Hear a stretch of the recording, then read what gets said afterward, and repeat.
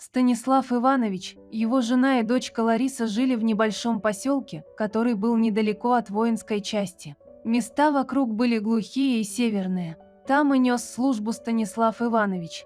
Был он одним из офицеров воинской части, которая обеспечивала охрану зоны, на которой отбывали свой срок заключенные.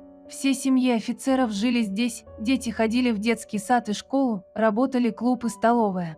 Дочке Станислава Ивановича на тот момент было 15 лет, и она становилась похожа на бутон нежной розы. «Девка твоя красавицей растет, ты бы получше за ней присматривал, сам знаешь, в каком месте живем», — говорили Станиславу Ивановичу сослуживцы.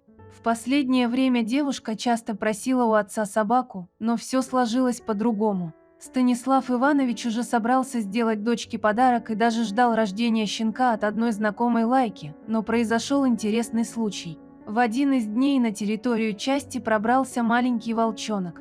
Он громко скулил, сидя на ступеньках столовой. Там его покормили, и дежурный, подумав, что это потерявшийся щенок, принес его Станиславу Ивановичу.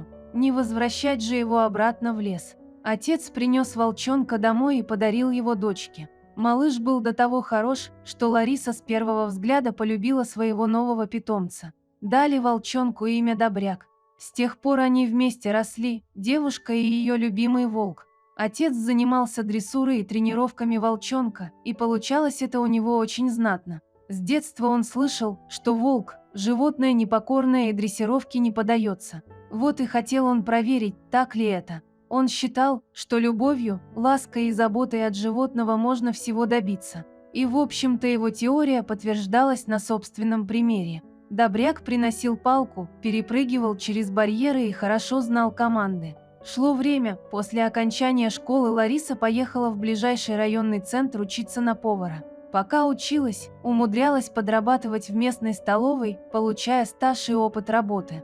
На выходные всегда приезжала к родителям, а преданный серый друг ее с нетерпением ждал. После окончания училища девушка вернулась работать в столовую в военном городке, где сама выросла. Лариса считала, что ее место там, рядом с родителями и ее любимым питомцем. Отец к этому времени уже получил очередное звание и был повышен в должности, его назначили начальником родной части. Каждый день волк честно дожидался хозяйку с работы. Но иногда, не дождавшись вовремя, он убегал со двора и бежал ее искать. Ларису в поселке знали все и знали, чья она дочка. Да и волка ее тоже все узнавали еще издалека. Да и трудно было его спутать с собакой. В городке его вообще все любили и баловали, а он еще нагло научился всем этим пользоваться. Поэтому частенько Добряка впускали в столовую, где работала Лариса, и волк дожидался хозяйку на заднем дворе, обгладывая косточку, которую ему выносили повара.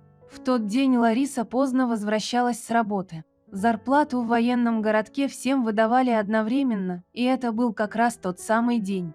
Можно было доехать до дома на маленьком автобусе, который курсировал по поселку, но девушке очень захотелось пройтись по морозу, подышать свежим воздухом, поскрипеть хрустящим снегом. Начинало холодать, и посыпал снег крупными хлопьями. Поднялся ветер, снег закружил еще сильнее и стал быстро заметать дорожку. Лариса заторопилась домой. Добряк в тот вечер, не дождавшись хозяйку, вышел ей навстречу, чтобы проводить домой.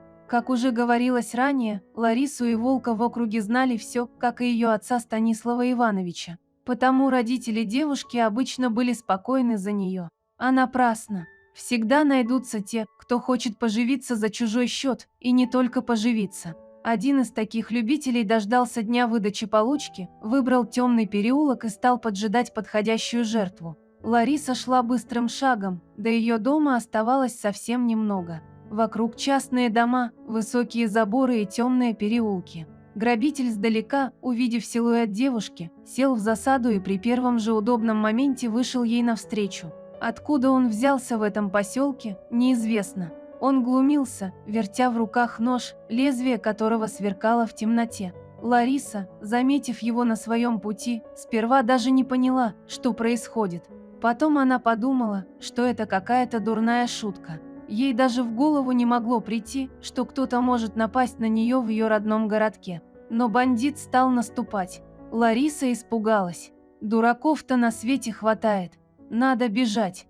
Но куда? Дорога перекрыта, вариантов немного. А тот только и рад. Стал подходить все ближе и ближе, нагло улыбаясь и посверкивая ножом. Но тут за спиной незнакомца послышалось злобное рычание. Что там за шавка решила помешать его делу? Он огляделся и увидел волка, который уже принял боевую стойку. Такого поворота событий грабитель не ожидал. Он понял, во что вляпался, и выбрал единственный верный вариант – бежать. Но куда? Да и вообще бегать на перегонке с волком – занятие очень сомнительное. Лариса от удивления и неожиданности отступила в сторону, присела и освободила дорогу бандиту. Это дало ему возможность рвануть в сторону леса. Добряк, недолго думая, сорвался с места и полетел вслед за ним. Гнал он его прямиком до воинской части, не давая уйти ни влево, ни вправо. Так и пригнал его в руки к тем, кто сможет быстро обеспечить грабителю теплое местечко на охраняемой ими территории. Однако мужик не намерен был так легко сдаваться и решил перепрыгнуть через забор. Может, ему все-таки посчастливится уйти от своего преследователя. Но не тут-то было. Не зря же Станислав Иванович несколько лет назад обучал Добряка брать барьеры. В общем, на крики и вопли о помощи сбежалась чуть ли не вся воинская часть. Голосок мужика становился все тоньше и жалобнее, а волк драл его тулуп так, что клочья летели в разные стороны. Вовремя подоспел Станислав Иванович и дал команду «фу». Добряк тут же разомкнул челюсти. Вскоре появилась Лариса, которая бежала следом за волком. Она-то и прояснила всю ситуацию. Горе-грабителя тут же задержали и сдали в полицию.